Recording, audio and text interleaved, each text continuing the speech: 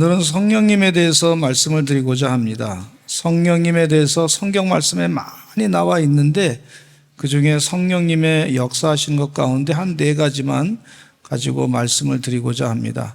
아주 중요한 성령님의 역사 가운데 줄기를 4가지만 말씀드리는데 그 외에도 성령님이 하시는 일이 참 많습니다. 근데 오늘 4가지만 간략하게 말씀을 드리고자 합니다. 성령님은 어떤 분이시냐 하면 하나님의 영이시고 예수 그리스도의 영이시고 성령님은요 하나님과 같으신 분이시에요. 그래서 삼위의 하나님, 삼위일체 중에 한 분이시다. 그렇게 우리가 믿습니다. 근데 성령님께서는 우리 눈에 보이지 않습니다. 그러나 성령님은 분명히 역사하시고 일하시는 줄로 믿습니다. 우리 바람이 우리 눈에 보이지 않습니다. 그러나 바람이 움직이는 것은 느낍니다. 성령님도 마찬가지예요. 우리가 눈으로 볼 수 없으나 그러나 분명히 계시고 일하시는 것을 느끼게 되는 것을 볼 수가 있어요. 근데 이 신천지 이만희는요 자기가 성령이다 그러는데 그 얘기는 무슨 얘기냐면 내가 하나님 자리에 가고 싶다 그런 얘기입니다. 이 이단입니다. 여러분 신천지의 이만희가 분명히 자기 저서에다가 성령 이만희라고 이렇게 써놨어요. 아니 이단이에요. 거기에는 따라가지 마시기를 간절히 축원합니다. 왜냐하면 본인이 하나님으로 대접받고 싶어하는 그런 마음이 있어서 거기다 성령이다 이렇게 자기가 성령이다 이렇게 써놓은 것을 볼 수가 있는데 거기에 속지 마시기 바라고 또 이 이만희는 뭐라 그러냐면 내가 예수의 영을 받았다. 자기만 예수의 영을 받아가지고 하나님 말씀을 해석한다 이렇게 얘기하고 있는 걸 볼 수가 있는데 아닙니다. 우리도 다 성령 받은 사람인 줄로 믿습니다.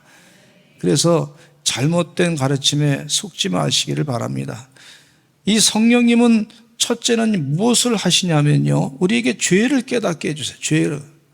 죄가 무엇인지 깨우쳐 주시는 분이 바로 성령님이세요. 한번 따라서 하시죠. 성령님은 죄를 깨닫게 하십니다. 죄가 무엇인지 알게 하신단 말이죠.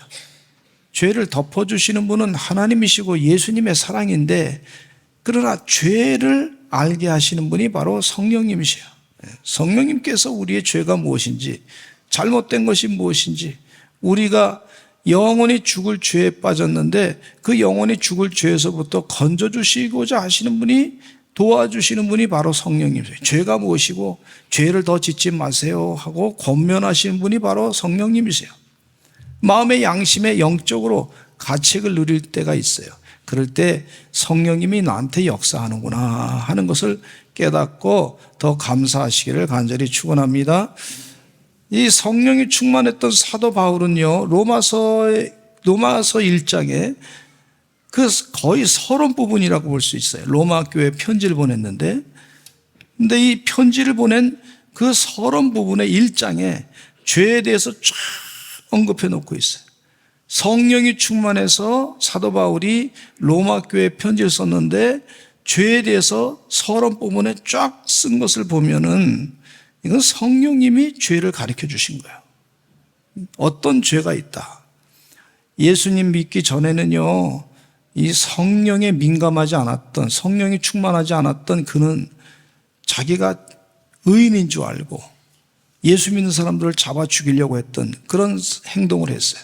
근데 가만히 성령 충만 받고 나니까 내가 했던 죄가 이게 엄청난 행동이 엄청난 죄를 지었다고 하는 것을 깨달았어요. 여러분 성령님은요 우리의 죄가 무엇인지 가르쳐 주세요. 우리가 부부 관계라든지 또 다른 사람과의 관계라든지 이건 잘못됐구나. 우리가 재정적으로 무슨 뭘 쓴다든지 그럴 때 이건 내가 잘못됐구나. 이러지 말아야 되겠다. 자기 행동을 고치는 것은 내가 잘못했다고 회개하면서 깨닫기 때문에 고쳐지는 거야. 그러니까 사람이 온전하게 되는 것을 볼 수가 있어요. 그런데 짐승들은요 자기가 해놓은 것을 뭔지 몰라. 자기가 잘못해 그릇을 엎었는데도 내가 주인이 회개합니다. 그렇지 않잖아요. 어디다가 막 길에다 막 똥 싸고도 뭐 주인님 내가 회개합니다. 뭐 그렇지 않잖아요. 훈련이 되니까 이제 뭐 그렇게 원한 정한 자리에 그렇게 하는데, 그리고 뭐 막 물어뜯고 말이죠. 온 집안을 다 그냥 헤쳐놓은 다음에 스트레스 받아가지고 그런 다음에 내가 잘못했습니다. 뭐 그렇게 주인님한테 얘기하지 않, 주인이 그렇지 않잖아요. 전부 다 뒤치다거리 해야죠. 근데 이 성경 말씀에 이 구약 성경 창세기에도 죄에 대해서 언급하고 있어요. 이스라엘 백성들이 지었던 죄에 대해서도 선지자 예언자들이 얘기하고 있는 걸 볼 수가 있어요. 당신들이 죄를 지었습니다. 하나님이 심판하십니다. 구약 성경에 아담과 하와가 선악과를 따먹으로 말미암아 에덴 동산에서 추방됐던 걸 볼 수가 있습니다. 참 안타까운 얘기죠. 그 죄의 결과로 말미암아 원죄를 우리 인류가 져가지고 지금까지도 계속해서 죄의 결과로 우리 인간이 죽습니다.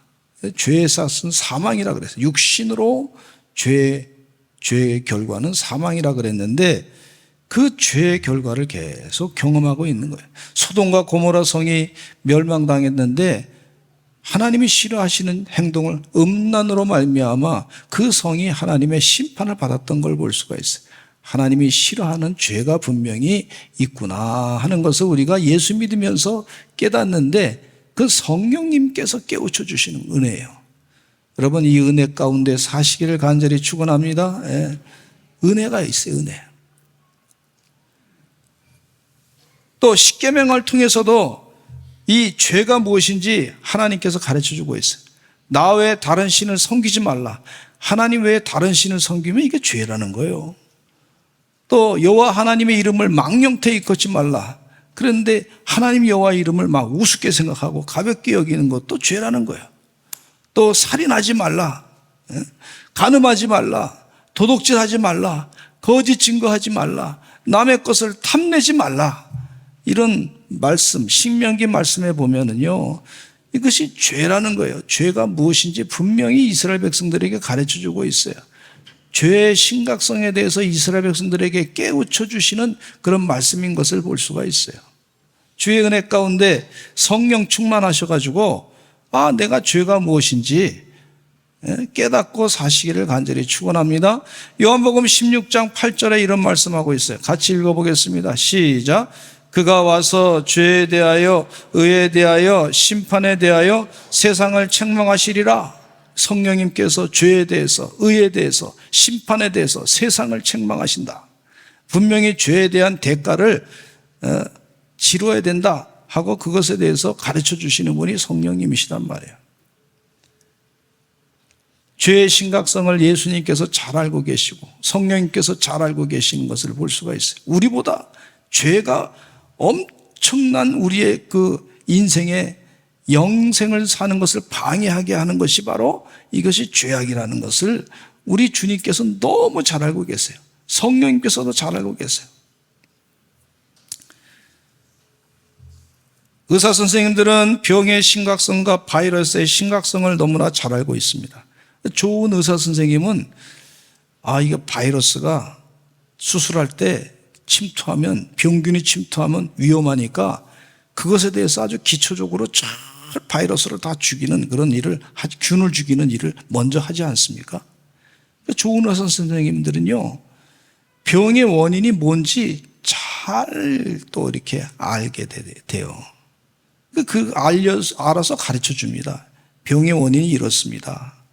제가 우리 교회 최 집사님이 방사선과 의사신데, 거기 당진에 가가지고 의료원에 가가지고 제가 이게 좀 속이 좀 불편해서 한번 좀 찍어봤으면 좋겠습니다 했더니 오세요 그래서 찍어주셨어. 찍었는데 저는 뭔 말인지 뭔지 보이지가 않아. 그냥 검은 공하고 하얀 거밖에 안 보여. 근데 이거를 설명해 주는데, 목사님 여기 조그만 혹이 있는 것 같습니다. 요게 0.3mm, 1mm 정도 되는 것 같은데, 그러면서 요게 자라면 문제가 되고 안 자라고 그냥 있으면 괜찮습니다. 신경 안 써도 됩니다. 그러더라고. 좀 들을 때 기분이 잘하면 이럴 때 기분이 다운됐다가 이거 조금 괜찮아지면 또 그냥 두면 또 괜찮습니다. 뭐 그러면서 그때는 또 기분이 좋더라고. 그러니까 기분 나쁘게 했다가 좋게 했다가 이러시더라고. 뭔 말인지 모르겠는데 어쨌든 그리고 다음번에 한 6개월 뒤에 오세요. 한번 다시 찍어봅시다. 다시 찍어보니까 안 자랐습니다. 목사님 괜찮습니다. 그러더라고. 아멘. 그래서 그걸 보면서 이 의사 선생님들이 우리 겉으로 보이지 않는 것까지 찍어서 그걸 확인을 해서 원인이 무엇인가, 어디가 아픈가, 왜 원인이 무엇인가, 우리 질병의 근원이 무엇인가, 그걸 자꾸 찾아가지고 확인하시는데 MRI도 찍으신다 그러고 뭐 CT도 찍으신다 그러고 여러 가지 찍잖아요. 그 왜 그렇습니까? 확인하려고. 우리 장로님 가운데 한 분이 위암으로 참 고생하셨는데 이 위암으로 고생하면서 병원에 가셨어요. 병원에 갔더니 그 병원의 큰 병원, 좋은 병원, 우리 아주 한국의 유명한 병원인데 아주 세계적인 권위가 있는 그런 병원이죠. 갔더니 아주 한 달 동안 검사를 한 달 동안 검사하는데 머리끝부터 이것도 한번 찍어봅시다. 저것도 찍어봅시다. 그리고 약물을 투여해가지고 뭐 이렇게 또 조사하는 거 있고 말이죠. 그래서 한 달 동안, 아니 왜 치료는 안 하고 왜 자꾸 검사만 합니까? 그랬더니 이게 다른 데로 전이 됐는지, 뼛속으로 전이 됐는지, 림프절로 전이 됐는지, 혈관으로 전이 됐는지, 저는 뭐 의학에 대해서 자세히 모르지만 그냥 설명을 드립니다. 그걸 확인하려고 하는 겁니다. 그러시더라고요. 그러면서 확인이 다 되고 다른데 전이 안 돼서 이제 수술해야 되겠습니다. 해가지고 그 부분만 딱 수술해서 지금까지 건강하게 살고 계세요. 할렐루야. 얼마나 감사한지 몰라. 주의 은혜 가운데 그래서 우리 질병이 근원이 뭔지를 정확하게 아는 것을 참 우리 필요하지 않습니다. 그런데 성령님은 하나님의 것을 통달하신 분이에요. 그래서 성령님은 우리 영의 문제를 너무나 잘 알고 계시. 영이 잘된 같이 범사가 잘 되고 강건하고 형통한다 그랬었는데 이 성령님께서 우리에게 깨우쳐 주시는 것이 뭐냐면 죄에 대해서 가르쳐 주신단 말이에요. 이게 죄입니다 라고 가르쳐 줘서 그래서 그 죄의 문제를 가르쳐 줘서 해결하려고 할 때 치료를 받는단 말이죠. 아멘. 그래서 성령님은요 우리들의 깊은 죄까지도 우리에게 알게 하시는데 자신이 죄인임을 깨닫는 거예요. 내가 병자구나, 이런 병 걸린 사람이 내가 환자구나 라고 인식을 해야 돼요. 그래야 이게 내가 행동도 고치고 습관도 고치고 먹는 것도 정말 골라서 먹고 그리고 과다한 일을 또 안 하고 그렇게 된단 말이죠. 마찬가지예요. 우리 하나님께서 성령님께서 우리에게 영적으로 잘되게 하기 위해서 건강하게 또 하기 위해서 이게 죄입니다 라고 가르쳐 주는 거예요. 로마서 7장 21절로 24절까지 읽겠습니다. 시작. 그러므로 내가 한 법을 깨달았노니 곧 선을 행하기 원하는 나에게 악이 함께 있는 것이로다. 내 속사람으로는 하나님의 법을 즐거워하되 내 지체 속에서 한 다른 법이 내 마음의 법과 싸워 내 지체 속에 있는 죄의 법으로 나를 사로잡는 것을 본도다. 오라 나는 곤고한 사람이로다. 이 사망의 몸에서 누가 나를 건져내랴. 이렇게 사도 바울이 고백하고 있어요. 사도 바울이 자기 자신을 자꾸 돌아보게 돼요. 내가 왜 그러지? 한쪽으로는 하나님의 뜻을 행하기 위한 마음이 있어, 선한 마음이 있는데, 그런데 속에서는 자꾸 또 다른 마음이 있는데 그 죄의 법이 나를 계속 지금 고통을 주고 있는 걸 깨달았어요. 이게 성령이 충만하니까, 성령이 민감하니까 자기 자신을 성령으로 바라보니까 이 속에 있는 영적으로 잘못된 것이 무엇인지 확 깨닫는 거예요. 이게 얼마나 은혜인 줄로 믿습니다. 은혜가 되는지 몰라요. 네. 아멘. 그러면서 고백하기를 오라 나는 공고한 사람이로다. 이 사망의 몸에서 누가 나를 건져내랴. 그렇게 고백하면서 사도 바울은 또 뭐까지 얘기하냐면 나는 죄인 중에 괴수입니다 라고 얘기합니다. 성령이 충만하니까 자신이 죄인이라고 하는 사실을 분명히 깨닫게 됐어요. 어떤 학생이 신학교 다니는 교수님이 신학교 교수님에게 물었어요. 교회 가니까 왜 사람을 죄인으로 취급합니까? 하고 물으면서 내가 죄 짓는 거 없는데 자꾸 죄인이라고 하니까 기분이 나쁩니다.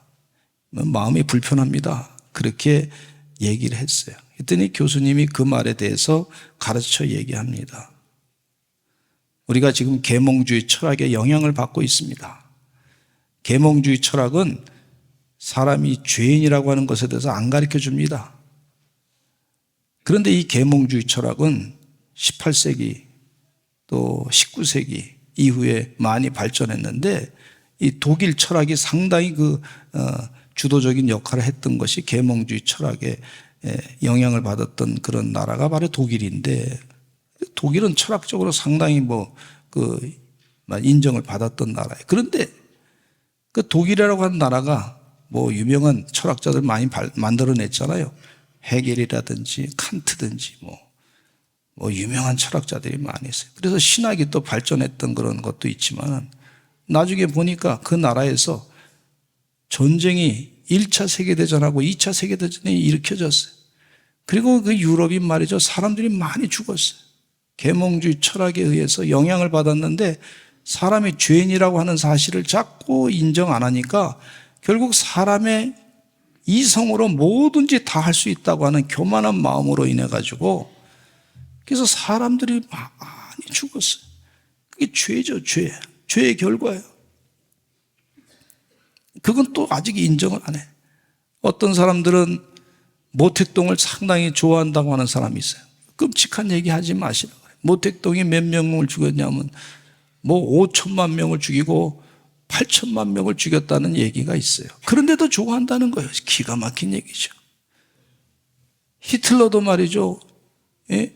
아이만이라고 하는 그 부하를 시켜가지고 그 사람이 유대인을 600만 명을 죽였어요.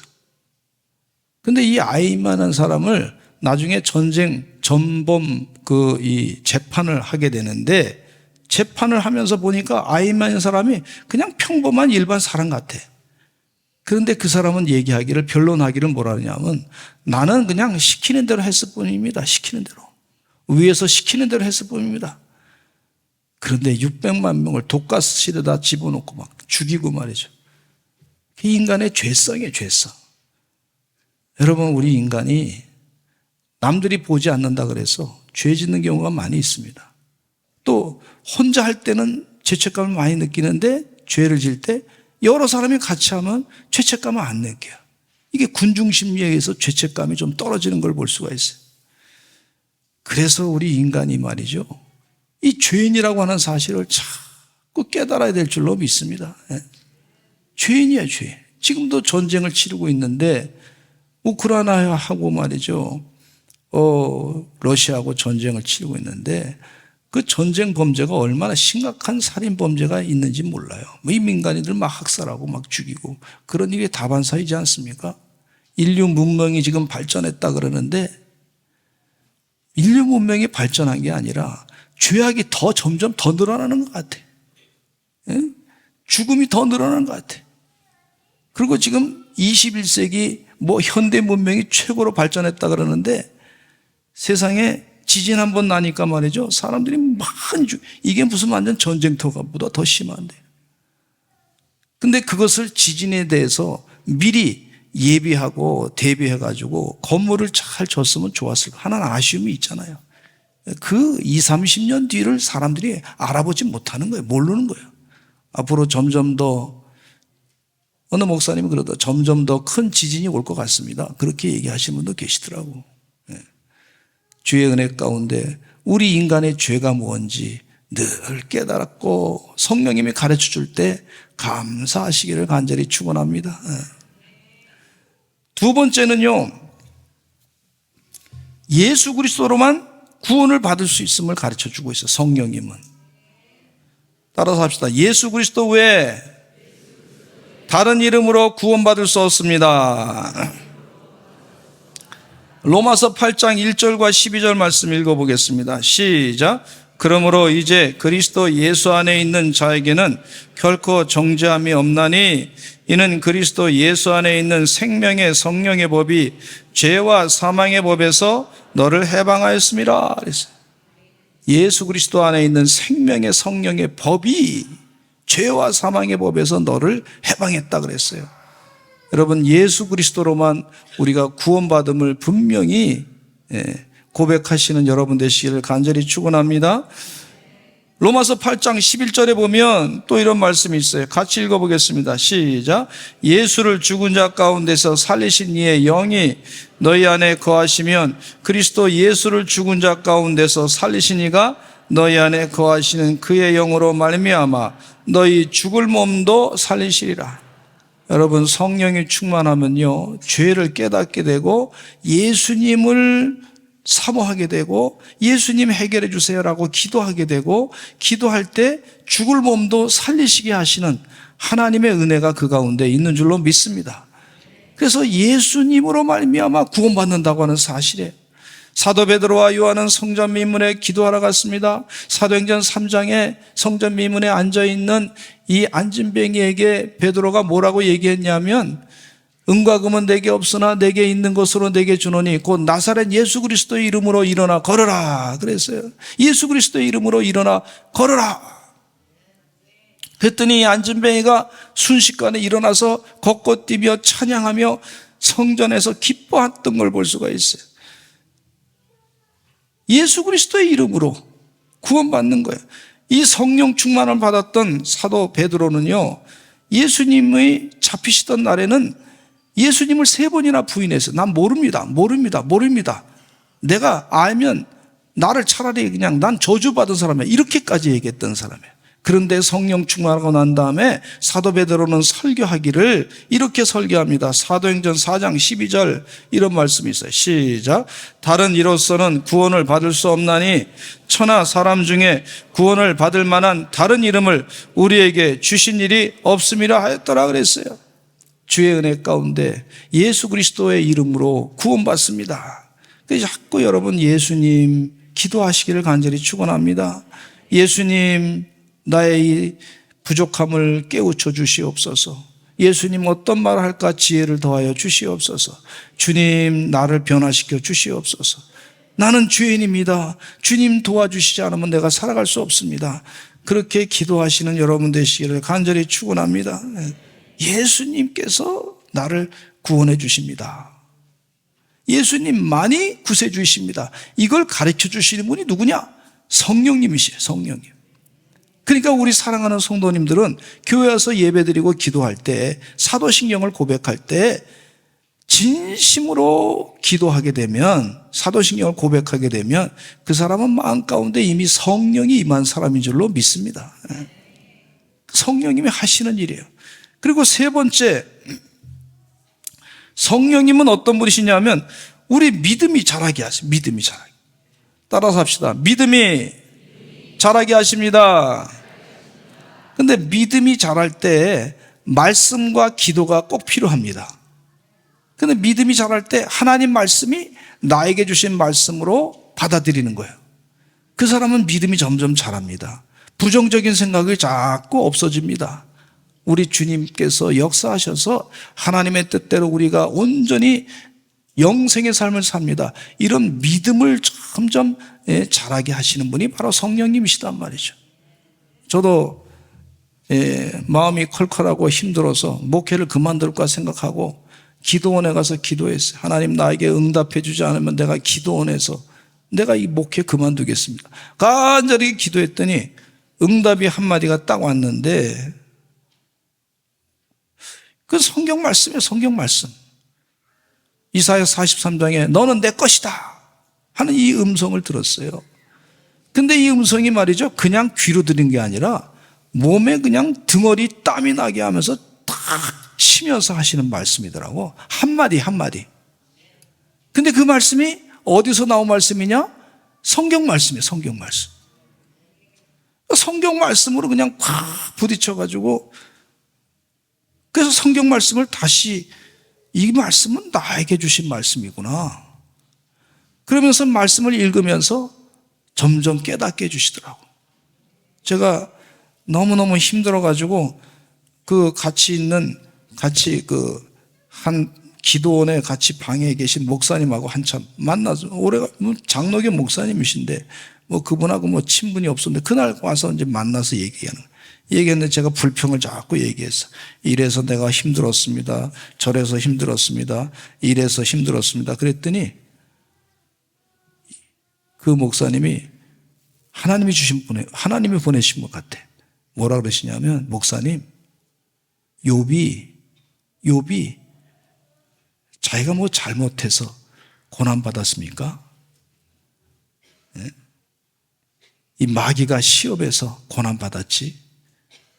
욥의 고난을 생각해 보세요. 한마디 툭 던지더라고. 얼마나 깨달음이 많은지. 그렇지. 이것도 나에게 주시고자 하신 하나님의 은혜지. 그러면서 영적으로 기도 많이 하게 됐어요. 우리 하나님께 더 가까이 다가가게 되더라고. 그러면서 믿음이 자라. 욥이 그렇게 고난당했는데 내가 받는 고난은 아무것도 아니더라고. 그래서 하나님을 더 의지하게 되면서 기도하니까 하나님이 응답하셔서 역사가 나타나는 것을 체험했습니다. 여러분, 하나님께서 말이죠, 10가지 재앙을 내리는 모세에게 주셨던 능력을 하나님께서 우리 사랑하는 성도들에게 주실 줄로 믿습니다. 그러면서 믿음이 자꾸 자라게 하시. 존 웨슬리 목사님도 감리교 창시자 목사님이신데, 이분이 처음부터 세계적인 그런 붕사가 되지 않았어요. 이분이 이 성공회 목사님으로 부름을 받아가지고 목회를 하는데, 성공회는 교리적으로 어떤 것이 있냐면, 목사님은 이 교구, 자기 교구 외에 다른 데 가서 설교하면 안 됩니다. 그게 법이에요, 법.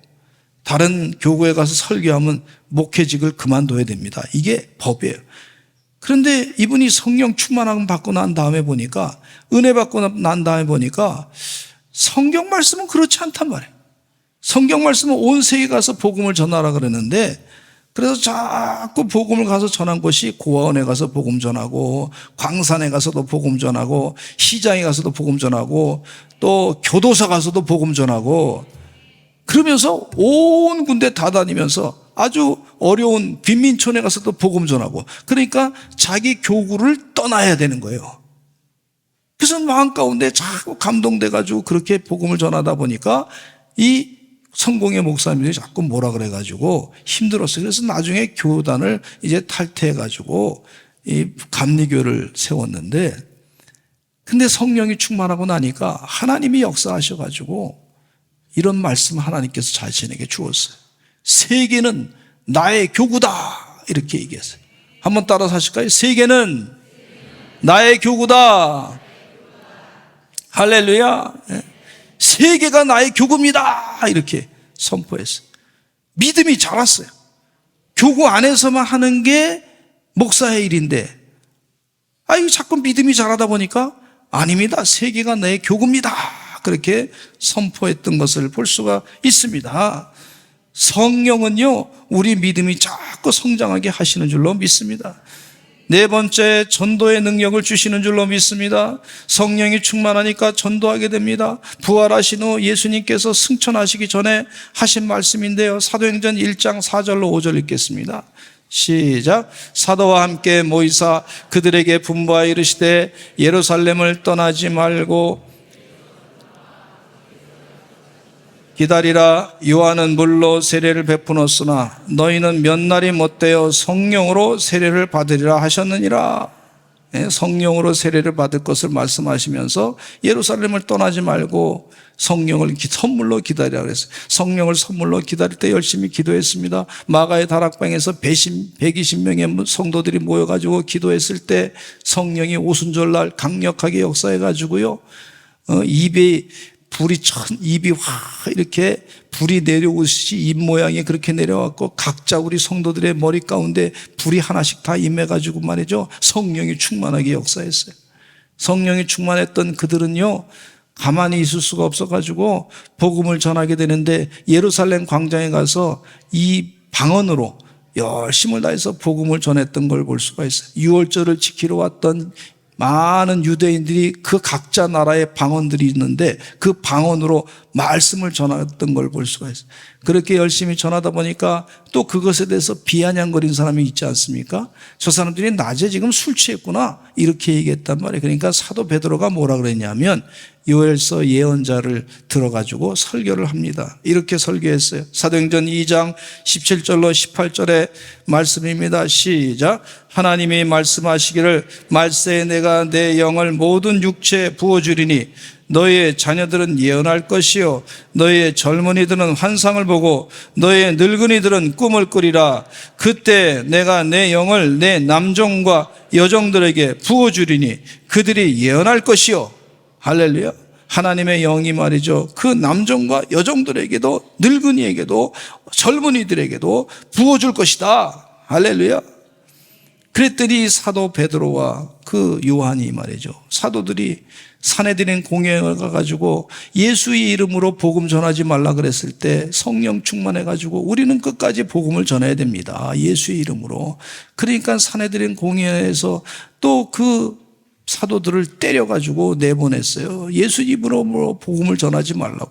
그럼에도 불구하고 또 예수의 이름으로 열심을 다해서 복음을 전했던 걸 볼 수가 있어요. 사도행전을 읽다 보면요, 전도는 누가 하시는 거냐면 성령님이 하시는 것이 확실합니다. 성령님께서 베드로에게 지시해가지고 베드로에게 이 말씀을 전하게 고넬료에게 또 성령이 역사해가지고 베드로를 초청하게 하시고 부정한 음식을 먹지 말라고 하는 그런 하나님의 말씀보다는 환상을 통해서 하나님이 정하게 하신 것을 왜 네가 부정하다고 하느냐, 그 이 메시지를 받고 난 다음에 성령이 충만해가지고 고넬료 집에 가가지고 고넬료 가정을 다 구원시키고 세례를 부어줬던 걸 볼 수가 있어요. 하나님이요, 지금 세상 역사를 운영하시는 줄로 믿습니다. 이 믿음을 가지고 주의 복음을 잘 전하시는 하나님의 종들이 되시기를 간절히 축원합니다. 태신자를 품으라 그랬는데 사람 이름이 기억이 안 나면 기도 한번 해보세요. 성령님 도와주셔서 나에게 태신자를 기억나게 해 주시옵소서. 그러면 기억나면 그 사람 이름을 쓰고 또 그분을 위해서 기도하고, 기도하면서 주님께서 역사하셔서 일하시는 것을, 전도하시는 것을 체험하시는 귀한 주의 종들이 다 되시기를 간절히 축원합니다. 성령님이 일하신단 말이죠. 주님이 역사하시고 일하시는 줄로 믿습니다. 그래서 성령님께서 강력하게 역사하시는 크신 은혜가 있으시기를 간절히 축원합니다. 제가 제 평생 처음으로 등신이라고 하는 그런 판을 하나 만들었어요. 박 목사님 하자 그래서 순종하는 마음으로 했어요. 그랬더니 제가 보니까 많이 늙었더라고, 그게. 근데 그걸 이렇게 판을 세워놨더니 우리 교인가 가운데 오시는 분들이 보면서 그 판을 보고서 그냥 목사님 안녕하세요 인사했다는 거예요. 얼마나 웃었는지 몰라요. 근데 참 신기하게 보이는데 그걸 보면 그게 아니에요. 근데 제가 보니까 이쪽으로 가면, 저도 이쪽으로 가면 그게 나를 쳐다보더라고. 눈빛이 또 막 맞추자. 이상하게 만들었더라고, 보니까. 우리 성도님 가운데 이게 돌아가면서 보니까 또 쳐다보고 그러더라고. 한번 해보세요. 시선이 이상하더라고. 나 끄끄 쳐다보게끔 그렇게 됐더라고. 그래서 제가 그걸 보면서 깨달았어요. 우리 하나님은 우리를 늘 지켜보시는구나. 우리 하나님은 우리뿐만 아니라 불쌍한 영혼들을 향해서 늘 지켜보시는구나. 그런 마음에 감동을 받았어요. 우리 사랑하는 성도님들, 준비된 우리 주님께서 준비하신 영혼이 있을 줄로 믿습니다. 성령 충만하셔서 전도의 능력을 가지고 복음을 잘 전하시기를 간절히 축원합니다. 우리 다 같이 주여 한번 외치고 기도하겠습니다. 성령으로 충만케 하여 주시옵소서. 주여 한번 외치고 기도하겠습니다. 주여